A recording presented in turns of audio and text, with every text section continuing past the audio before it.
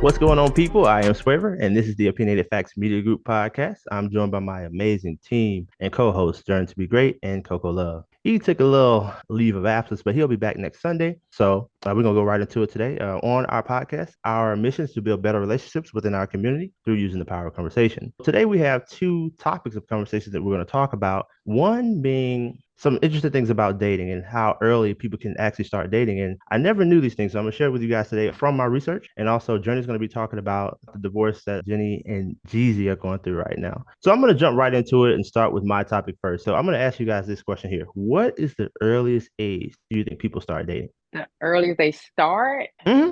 Ooh, maybe 16, I guess. Okay, Yeah, I six. would say at least 16, I guess. Okay, well, check this out. According to WebMD, for girls, it's 12 and a half, and for boys, it's 13 and a half. Yeah, I was thinking, I mean, to what capacity? 12 and 13, what are you doing for?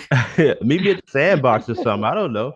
The little playground. But I just thought that that was really interesting that people started like they perceive that as dating so early. Now, here's something else though. According to joinonelove.org, the average first kiss age is 15. Did y'all know? I mean, that sounds about right. Yeah, Like, that I sounds can't, right. that's not surprising. Okay, so check this out. According to bustle.com, they took a survey and they said about 55% of the people that they took the survey on said that they fell in love for the first time between the age 15 and 18. Did y'all know that? Yeah, I can believe that too. Yeah. I thought I was in love at 14. So, yeah. Okay, now here's something that's just going to kind of bring it home for you guys. PlannedParenthood.org said that the average person has had sex by the age of 17. Did y'all know that? When I was in school, it was a lot of high school pregnancy. So, yeah, I can totally believe that. Yeah, some like younger than that. That would probably be the ideal age. Actually, to me, the ideal age would be 18. What made me think about this was when you look at a person that's 25 years old, maybe they're just about to get married or they're in something serious at that point in their life,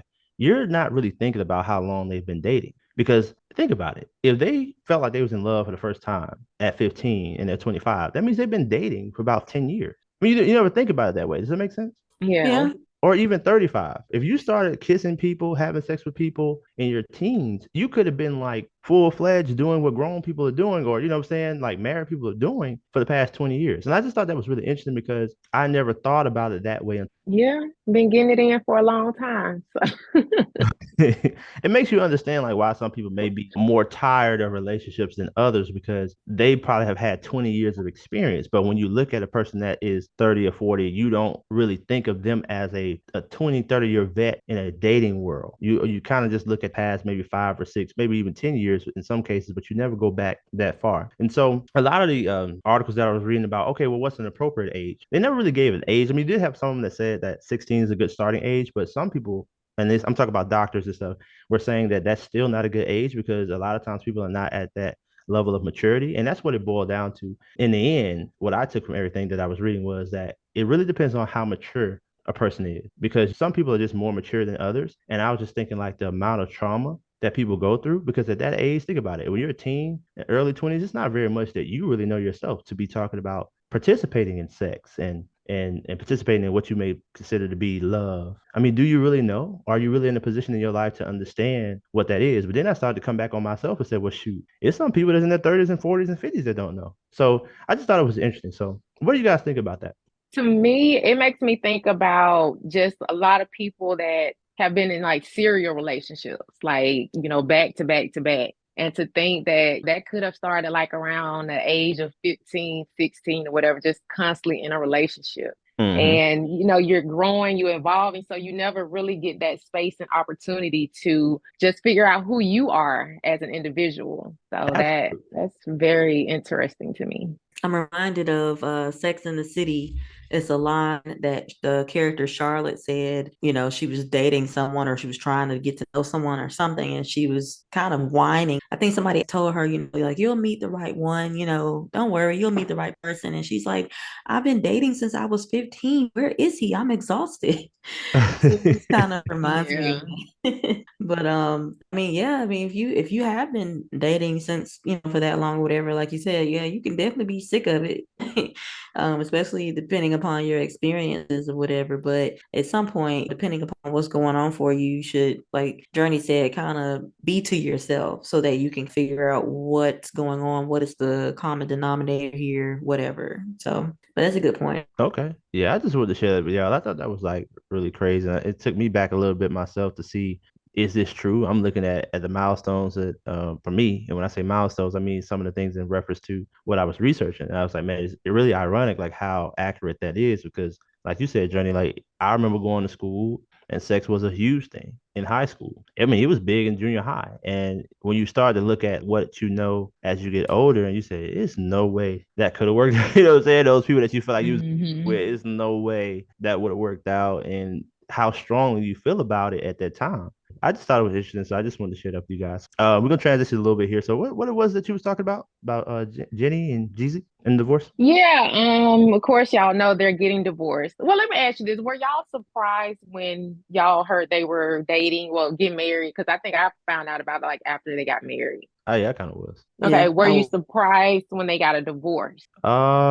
Honestly, no. I was kind of rooting for them in a way, because of Hmm. I guess all kinds of other reasons, but nah, not really. I mean, divorce is like everywhere now. What about you, Coco? Were you shocked? I was a little surprised just because I don't think I follow her. I can't remember, but I do see her like kind of pop up on my social media. And I feel like she was just recently like gushing over his book. So I was a little surprised, but not completely. Yeah, I guess I was just kind of indifferent to the whole thing. But I ended up coming across a video that was talking about their marriage. And what I thought was very interesting, they showed a clip of Jenny and her mom having a conversation. So her father ended up leaving her mom at some point during Jenny's childhood because her mother clearly stated this came from her mother that she had anger issues. She was very disrespectful to the father, and he eventually got tired of it and he left. So they showed another clip where it was just Jenny being interviewed, and she was talking about she never realized her anger issues and that she kind of can pop off at the mouth until she was with Jeezy because she said nobody ever really called her out on it. And she was just talking about, Hmm. she they got into it or whatever. And he just checked her on it. She said was saying that she had to kind of dial it back. And they also showed another interview. This may have been something with the talk show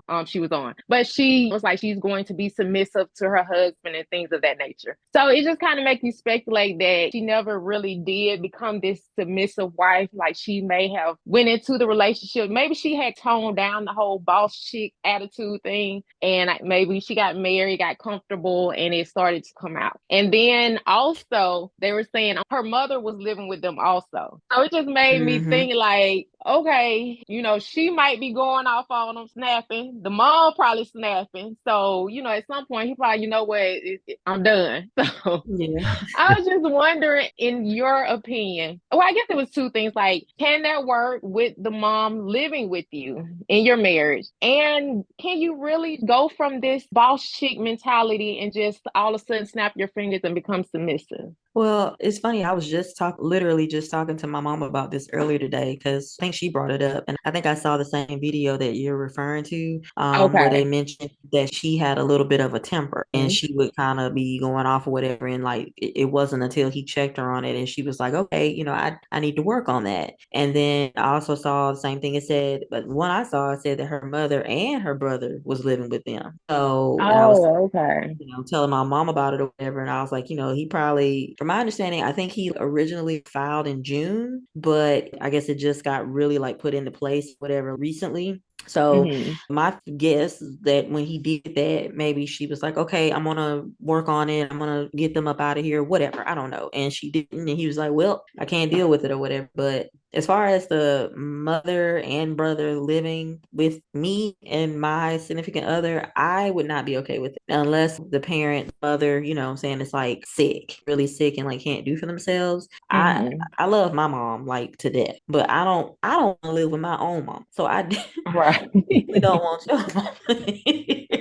And I mean, I'm just saying that I don't want that. And I don't know if she slid them up in there without talking to him first, because if so, that's a big problem too. As far as the boss chick thing, I don't know. I mean, yeah, I feel like you can if you work on it. I don't know if you can just snap your fingers, no. But you can Mhm. work on your mouth. Either that or they're gonna leave. So I think if that was the case, as I didn't know about that, I think he did right. I mean, if that's true, if you are in a situation where you can't communicate correctly, you should try to talk to the person that you're with, maybe even seek some help. But nobody wants to deal with that all the time, constantly. I mean, so some people put up with it and some people don't. So I just think Jesus was like, yeah, I ain't got to deal with that. But then I don't want to glorify divorces either. I think it's bad. I think anytime people get together, especially when children are involved, then they go a separate way. Everybody's gonna root for whether Jeezy if they like him or for her if they like her. But at the end of the day, that's the destruction of a family or separation of break Yeah. family. So that's never good. Yeah, I agree. And I also want to bring up too, with the whole parents living with you.